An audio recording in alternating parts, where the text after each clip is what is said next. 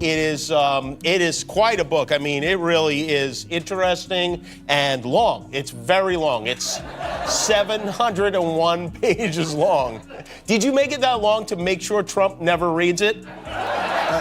I don't think it would have had to be 700 to make sure he didn't read it from what I hear. You ever wish you were running against Donald Trump? Does he ever wish you could climb in? In einem atemberaubenden Moment, der sowohl politische Kreise als auch die Unterhaltungsbranche erschütterte, ließen Barack Obama und Jimmy Kimmel eine so gewaltige Wahrheitsbombe fallen, dass Donald Trump hinter den Kulissen angeblich völlig durchdrehte.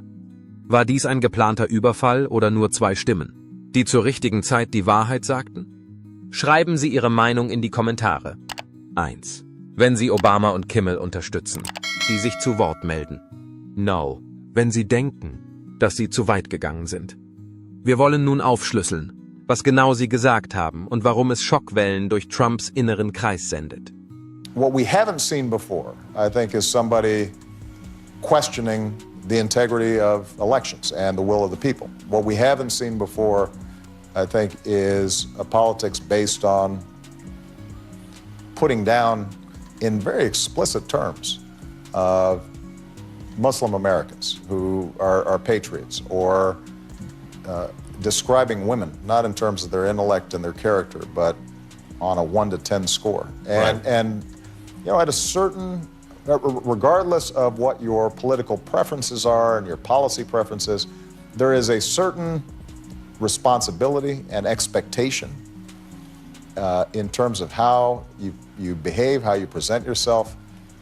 It doesn't mean that... I've heard this speech before, believe me. It doesn't mean that you're perfect. No, I didn't mean from you. I meant by guidance counselors to me.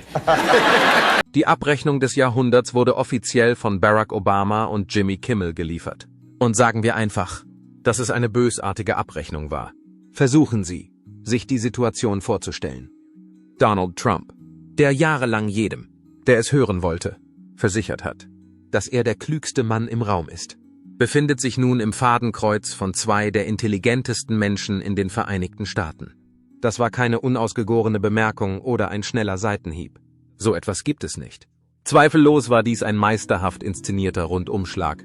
Der Trump, der von sich behauptet, der König der Konter zu sein, absolut unfähig machte, seine Gedanken zu artikulieren.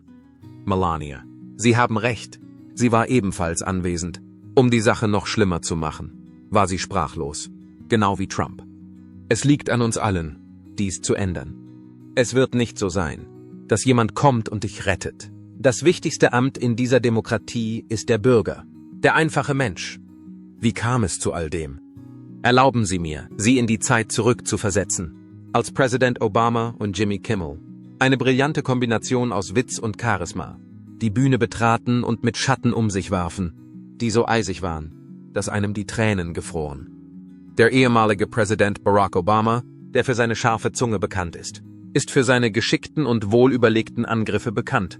Er gehört zu der Sorte Mensch, die einen mit einem so klugen Spruch überrascht, dass man erst merkt, dass man veräppelt wurde, wenn man sich schon überlegt hat, wie man sich aus der Situation befreien will. Kimmel, der Inbegriff des Late-Night-Comedians, ist kein Unbekannter, wenn es darum geht, Trump auf die witzigste und überraschendste Weise zu kritisieren. Wenn man sie zusammenbringt, ist es ein ähnliches Erlebnis, als würde man zwei Schwergewichtler im Ring erleben, nur dass sie sich statt Schlägen verbale K.O.-Schläge zuwerfen. Basically a pouch of Big League Chew. And Max Muncy, I want to congratulate Max. Max. Come here, Max. His arms are very strong when I touch them. I'm used to shaking politicians and hitting their armors like Jello, and now it's like steel. All these guys. Steel? Well, put a tariff on it then. It's steel. Is that we got pretty comfortable and complacent. It's not enough just to say you're for something. You may actually have to do something and possibly sacrifice a little bit. Der ewig coole Kunde Barack Obama kam nicht einmal ins Schwitzen. Das Image von Trump zerstörte er mühelos mit ein paar klugen Kommentaren und zeigte damit, dass er in seinem Element war. Kennen Sie die Art von Mensch, die ein Grinsen mit sich herumträgt? Als wäre es ein neues Accessoire? Das ist Präsident Obama. Mit diesem Gesichtsausdruck vermittelt er die Botschaft, dass er in der Lage ist, sie zu rösten. Aber er wird es auf eine stilvolle Art und Weise tun. Und er tat dies mit Flair. Der ehemalige Präsident hatte es nicht nötig, seine Stimme zu erheben oder sich zu billigen Kommentaren hinreißen zu lassen. Er teilte einfach Stück für Stück die Fakten aus und ließ sie dann sacken. Als Trump unerwartet mit jemandem konfrontiert wurde, der sich nicht um seinen Ruf oder sein Ego scherte, war er überrascht, denn er ist daran gewöhnt, dass die Leute ihm jedes Wort ohne Frage gehorchen. Obama wollte sich das nicht gefallen lassen.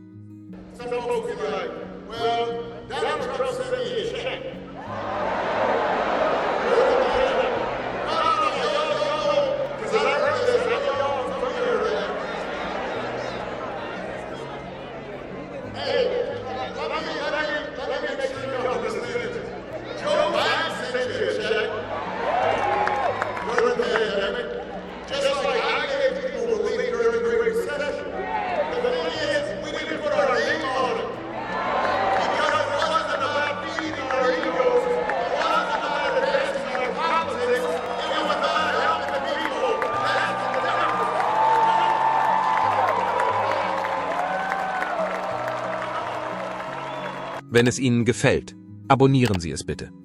Kimmel hatte seinen Auftritt. Bereit, schockierende Informationen auf die für ihn charakteristische witzige Art zu enthüllen. Jimmy Kimmel ist nicht nur ein Komödiant, der Witze erzählt. Er dekonstruiert seine Zielperson einen Satz nach dem anderen und verwandelt sie in ein komplettes Comedy-Spektakel. Trump genießt natürlich die Gelegenheit, vor jedem, der es hören will, damit zu prahlen, wie geschickt er bei der Aushandlung von Vereinbarungen ist. Er verkündet stolz, er sei ein Geschäftsgenie und der erfolgreichste Gewinner in den Annalen des Erfolgs. Und zwar aus dem einfachen Grund, dass man einem Mann, der ein Imperium auf der Grundlage seines Nachnamens aufgebaut hat, kein Vertrauen schenken würde. Kimmel hingegen wollte nichts davon wissen. A lot of fans are wondering why the Dodgers organization, the Dodgers players, would have anything to do with Trump, why they would go. We have to remember, we had a big fire here at the beginning of the year, and Donald Trump is the one who, 5 days after the fires went out, turned on an imaginary valve and sent millions of gallons of water hundreds of miles away from here. So we owe him. We at least owed him this. Daraufhin antwortete Kimmel mit der Eleganz einer Abrissbirne: Oh ja, Sie sind der größte Gewinner. Was? Finden Sie es witzig, dass eine Person, die 6-mal Konkurs angemeldet hat, immer noch behauptet, sie sei die erfolgreichste Person, wenn es darum geht, Geld zu verdienen? Alle im Publikum brechen in Gelächter aus. Kimmel fährt fort und macht sich über Trumps unendliches Selbstbewusstsein mit einem Sarkasmus lustig, wie er nur von ihm kommen kann. Erinnern Sie sich an die Zeit, als Sie gezwungen waren, sich Millionen von Dollar zu leihen, nur um Ihre Verluste zu bezahlen? Ich glaube auch nicht. Der Saal applaudiert lautstark. Und Kimmel lässt keinen Moment aus. Es gibt ein Sprichwort, das besagt, wenn du schon keine Geschäfte machen kannst, dann kannst du wenigstens eine Wahl gewinnen. Sie kennen dieses alte Sprichwort. Es scheint, dass das alles ist, was erforderlich ist. Es ist genau diese Art von komödiantischer Genauigkeit, die Kimmels Braten zu etwas Bemerkenswertem macht, das mehr ist als ein einfacher Scherz. Trotz der Tatsache, dass es sich dabei um eine reine Comedy-Attacke handelt, konnte das Publikum nicht genug davon bekommen. Eines von Trumps Lieblingsgesprächsthemen war schon immer sein Geld. Oder genauer gesagt, sein selbsternanntes Vermögen seit Beginn seiner Karriere. Um die Wahrheit zu sagen, hatte seine Interpretation dessen, was finanziellen Erfolg ausmacht, schon immer etwas Seltsames an sich. I'd say this visit from the Dodgers was a nice distraction for Trump from the fact that he is busy destroying the world economy. It was another terrifying day on Wall Street. The Dow was down, the S&P was down, cocaine was up. The S&P 500 has lost more than 10% of its total value since Thursday, costing Americans billions of dollars from their stock portfolios and retirement funds. But here's the thing about Donald Trump. He doesn't care about money. He knows that there are more important things in life, like love. In seiner für ihn typischen ruhigen Art glaubte Präsident Obama nicht im geringsten an die Geschichte, die Trump präsentierte. In einem seiner typischen subtilen Sticheleien wies Obama darauf hin, dass Trumps Erfolgskonzept weniger mit echtem Geschäftsgeschick als vielmehr damit zu tun habe, ein Casino in den Boden zu stampfen und seinen Namen auf alles zu kleben, was sich verkaufen ließe. Dies war eine der subtilen Sticheleien, für die Obama bekannt ist. Es war die Art von Beleidigung, die man erwarten würde, eine sanfte und unauffällige Beleidigung, die tiefer geht als jeder Frontalangriff. Obama musste es nicht von den Dächern schreien, denn jeder wusste bereits, dass es bei Trumps Wirtschaftsimperium mehr um Markenbildung und Angeberei als um tatsächliches Geld oder Erfolg ging. Was für eine Ironie. Trump war so sehr mit seiner öffentlichen Person beschäftigt, dass er nicht sehen konnte, dass jedes einzelne Projekt, an dem er arbeitete, sich als Misserfolg herausstellte, als wäre er eine Art verfluchter Midas. Andererseits hat er die Dinge nicht in Gold verwandelt, sondern eher in ein Durcheinander. Und vergessen wir nicht den goldenen Aufzug und das ständige Aufblitzen seines Namens auf allem. Von Golfplätzen bis zu Hotels. All diese Dinge haben mehr mit der Entwicklung des Traums eines reichen Mannes zu tun, als mit echtem Finanzgenie. Der hinterhältige Witz, den Obama besitzt, bedeutete, dass er es nicht einmal offen sagen musste. Die Erfolgsbilanz, die Trump selbst vorzuweisen hat, spricht für sich. Sein Vermögen besteht mehr aus Rauch und Spiegeln als aus Substanz. There's the childish nicknames, the crazy conspiracy theories, this weird obsession with crowd sizes. I heard someone compare Trump to the neighbor who keeps running his leaf blower outside your window every minute of every day. From a neighbor, that's exhausting. From a president, it's just dangerous. Kimmel hingegen ging noch einen Schritt weiter und hielt sich nicht zurück. Als es um Trumps Tätigkeit im Reality-TV ging, wie Sie sich erinnern, war Trump früher Gastgeber der Sendung The Apprentice. Kimmel stellte sicher, dass seine schauspielerischen Fähigkeiten, wenn man sie überhaupt so nennen kann, nur gut genug waren, um die Leute davon zu überzeugen, dass das Entlassen von Fremden im Fernsehen ihn irgendwie zu einem Geschäftsgenie macht. Er tat dies, indem er alle daran erinnerte, dass seine schauspielerischen Talente nur gut genug waren.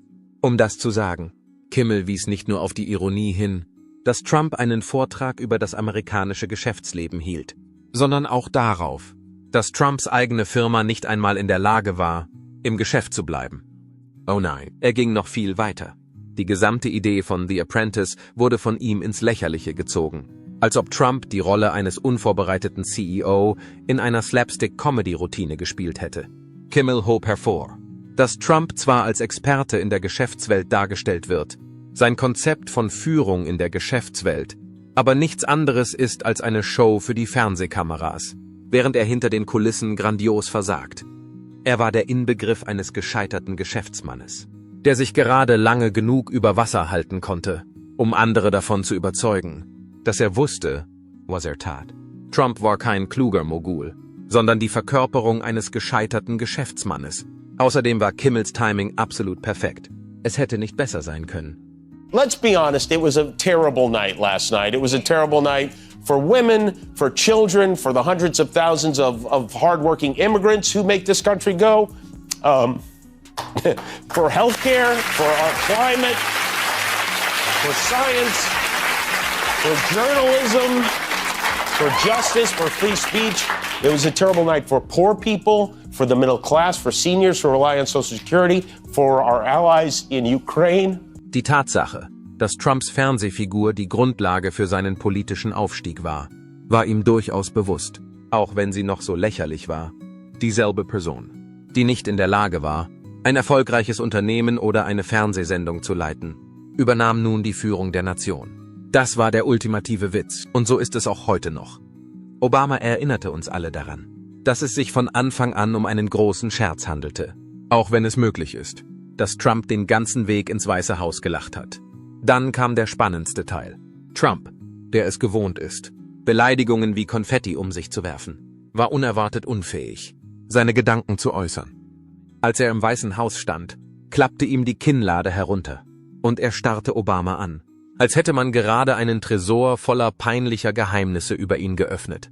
Normalerweise ist Trump derjenige, der die Abteilung für Beleidigungen anführt und jeden, der es wagt, ihn zu kritisieren, mit Begriffen wie Verlierer und Fake News bewirft. Er ist jedoch dafür bekannt, das Gegenteil zu tun.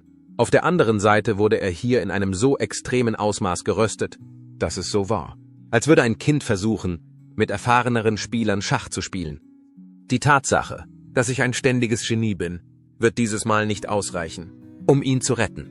There's the childish nicknames, the crazy conspiracy theories, this weird obsession with crowd sizes.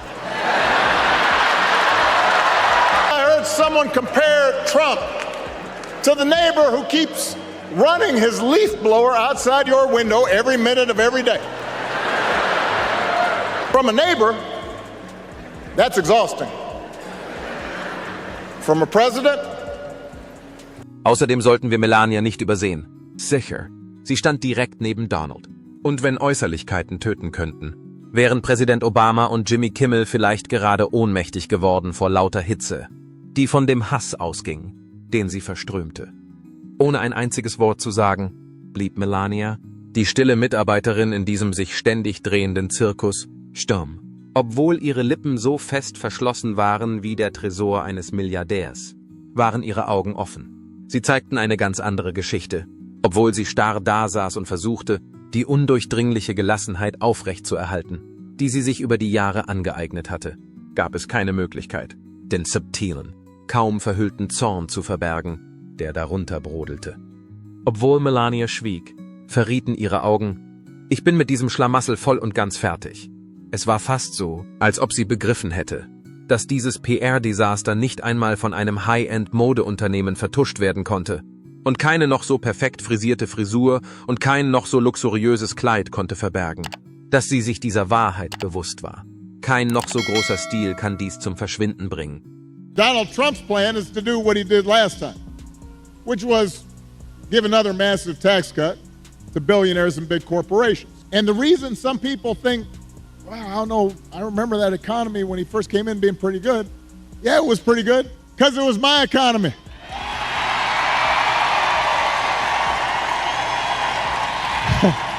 We had 75 straight months of job growth that I handed over to him. It wasn't something he did. I had spent 8 years cleaning up the mess that the Republicans had left me the last time. So just in case everybody has a hazy memory,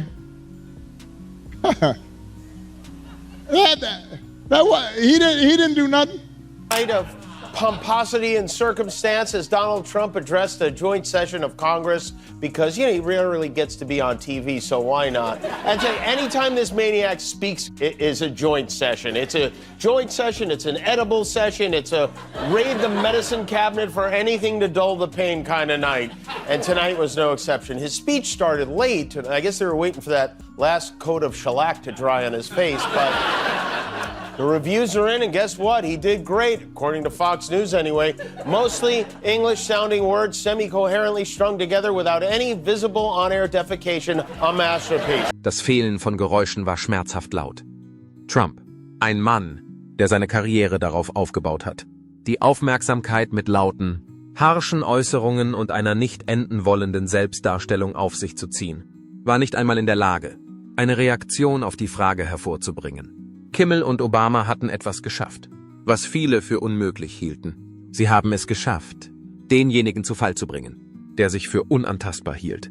Auch die Optik der Situation sollte nicht außer Acht gelassen werden. Präsident Obama strahlt die Art von Gelassenheit und Wissen aus, die man von jemandem erwarten würde, der seit 8 Jahren im Weißen Haus ist.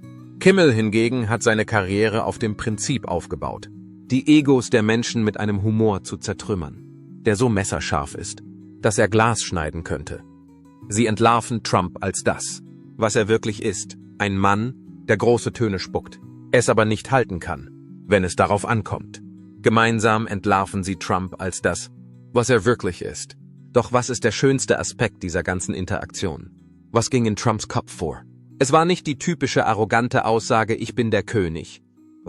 Beim zweiten Mal wirkte er erschüttert, als wäre er ein Kind, das gerade vor der Klasse ausgerufen wurde und plötzlich feststellte, dass es keinen Ausweg mehr aus der Situation gab. Es war, als ob derjenige, der zuvor behauptet hatte, er könne mitten auf der Fifth Avenue jemanden erschießen und seine Fans würden ihn trotzdem unterstützen, plötzlich wie ein Reh im Scheinwerferlicht wirkte. Der Staat Hawaii hat meine offizielle Geburtsurkunde in Langform freigegeben. Hoffentlich sind damit alle Zweifel ausgeräumt. Aber nur für den Fall, dass es noch offene Fragen gibt. Heute Abend bin ich bereit, einen Schritt weiter zu gehen. Heute Abend werde ich zum ersten Mal mein offizielles Geburtsvideo veröffentlichen. Ich möchte dem Fox News-Tisch klarmachen, dass das ein Scherz war. Das 5. Mal, dass Trump vor dem Kongress gesprochen hat. Und er bekam eine gute Einführung vom Sergeant at Arms. Mr. Speaker, Mitglieder des Kongresses, bitte begrüßen Sie Windel Donny Manbo Mussolini, Captain Bones Spurs, Mar-a-Lardo, den berüchtigten P.I.G., General von Schützenpanz, Putins Junge Puckett, seine Blähungen, den Präsidenten der Vereinigten Staaten, Donald Jelly Belly Trump. Mitglieder der Familie Trump waren anwesend. Eric war dort. Die beiden Typen schienen in seine Brust gegriffen, sein Ego herausgezogen und es dann in die Flammen geworfen zu haben. Es war fast so, als hätten sie das getan. Und Melania saß mit einem steinernen Gesichtsausdruck da. Ihre Augen verengten sich mit jeder Silbe, die aus den Mündern von Kimmel und Obama kam. Mehr und mehr. Wie sollte sie ihn in diesem Moment verteidigen? Was sollte sie sagen? Man kann gar nichts sagen. Das war eine schwer zu schluckende Pille für einen Mann, der seine ganze Karriere damit verbracht hatte, sich als Gewinner von allem darzustellen. Es gab keinen Grund für Obama und Kimmel zu schreien, zu toben oder persönlich miteinander zu werden. Es genügte ihnen, einfach aufzutreten, die Wahrheit zu sagen und ihre Worte sprechen zu lassen. Trump mag geglaubt haben, dass er unantastbar sei. Doch wie Obama und Kimmel gezeigt haben, können selbst die freimütigsten Personen zum Schweigen gebracht werden, wenn sie mit der idealen Mischung aus Witz, Ehrlichkeit und Komik konfrontiert werden. Und was ist mit Melania? Sie saß einfach nur da und war stille Zeugin eines der amüsantesten und brutal ehrlichsten Momente in der Geschichte des politischen Humors. Was meinen Sie dazu? War dies eine dringend benötigte Wahrheitsprüfung oder nur politische Effekthascherei? Kommentieren Sie eins, wenn Sie denken, dass Obama und Kimmel der Macht die Wahrheit gesagt haben. Oder no, wenn es sich wie ein billiger Schuss anfühlt. Wenn dieses Video Sie zum Nachdenken, Lachen oder Kopfschütteln gebracht hat, klicken Sie auf Gefällt mir, abonnieren Sie es und teilen Sie es mit jemandem, der die ganze Geschichte hören muss. Bis zum nächsten Mal. Bleiben Sie neugierig, bleiben Sie kritisch und beobachten Sie weiterhin, was Sie nicht sehen sollen.